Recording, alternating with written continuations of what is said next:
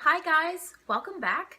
Today we're going to talk about a pretty common technique used in jazz music, and it's one that you've probably heard of before. We're going to talk about improvisation or improv.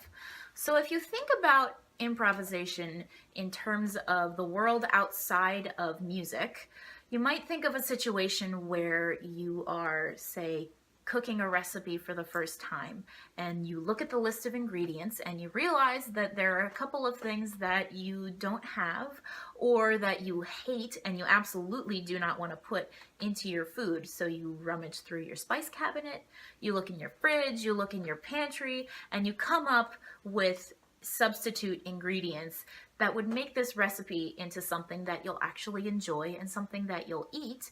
So that turns the recipe from the original into like an improvised version of the original. And that's actually a pretty good analogy for improv in jazz. So one definition that a lot of people really like to use when they talk about jazz is immediate musical composition.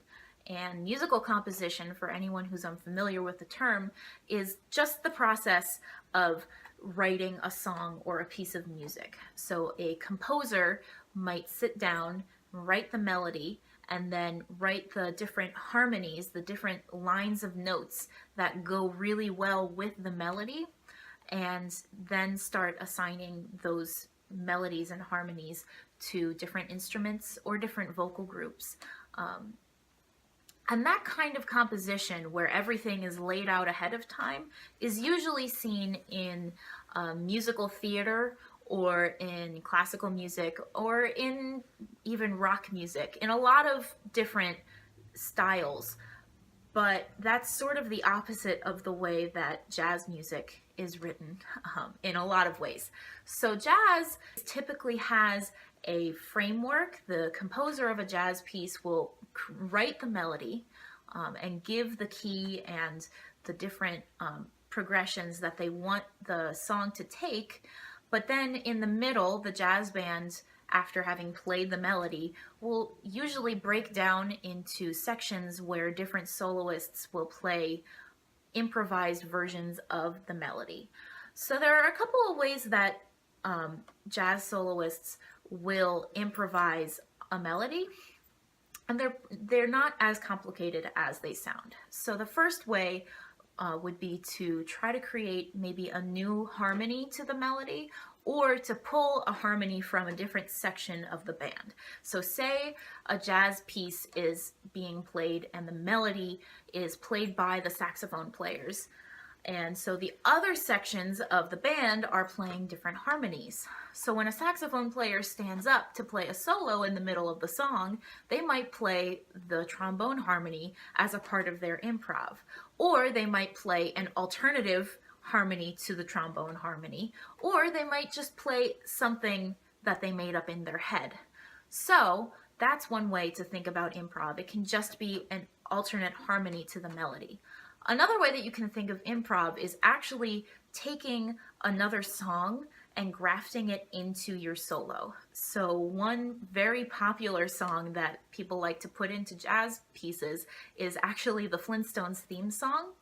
And this is maybe kind of a weird concept for anyone who's not used to the idea, but just imagine that you're sitting in a jazz recital and you hear this wonderful piece. It's a lot of fun, and then a soloist stands up and they start playing, and they kind of go off on a tangent, and it sounds nice. You're not really sure where they're going, and then you hear something and you're like, wait a minute, I recognize that piece. That's the Flintstones. That's so cool. I can't believe they put the Flintstones into their solo. And that's one of the cooler things that you can do with improv, is that you can find other songs that fit in with your original piece, your original melody. But that there is a key word, the fit of the two songs together, because improv really relies on the chord changes of your original melody. And chord changes, by the way, is exactly as it sounds.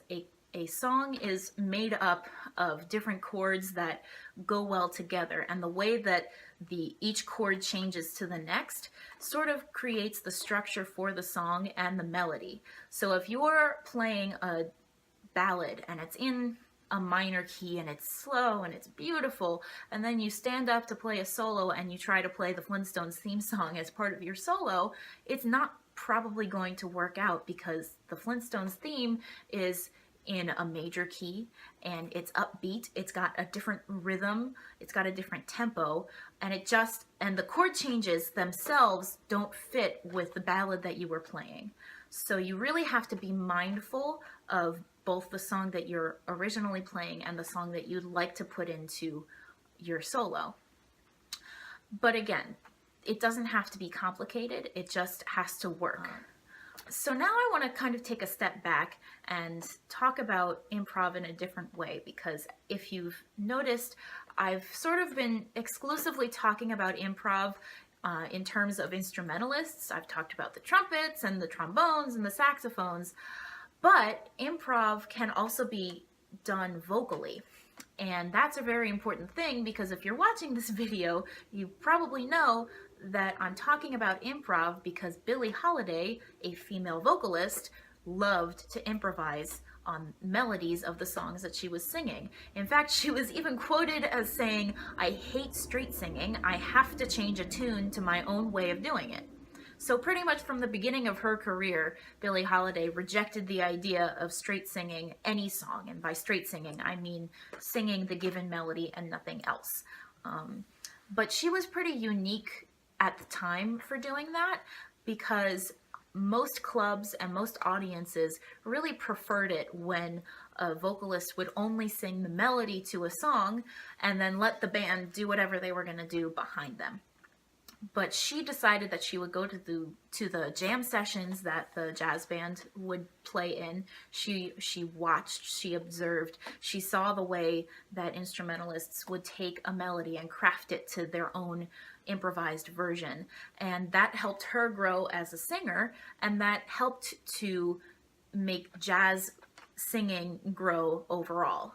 So now, today, improvising when you're a vocalist is actually pretty commonplace. So now that I've kind of talked about all the definitions, I think that maybe the best thing I can do to help you really understand improv would be to give you an example, one that you will probably recognize.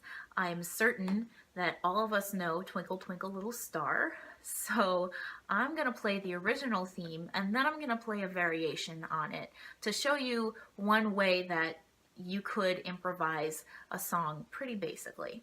Okay. So here's the original.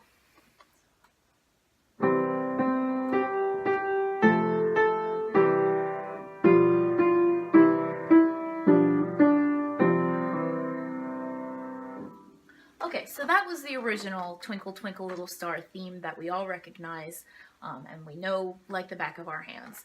Now I'm going to play a different variation on Twinkle Twinkle Little Star, sort of in like an improv solo setting.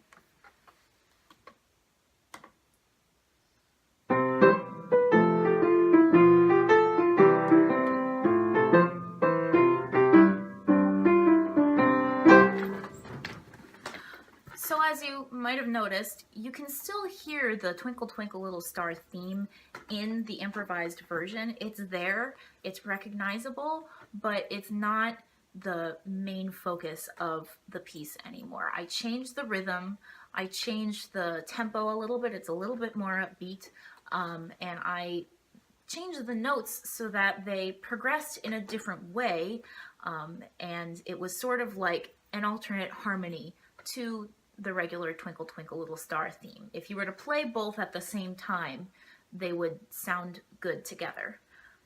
And that's sort of the point of improv. It doesn't have to be complex, it doesn't have to be elaborate, you don't have to spend weeks writing it and rewriting it in your head. It can be simple, it just needs to be different.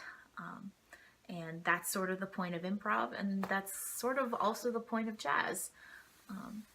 So that about finishes this video for today. Thank you for watching, and I will see you next time. Bye.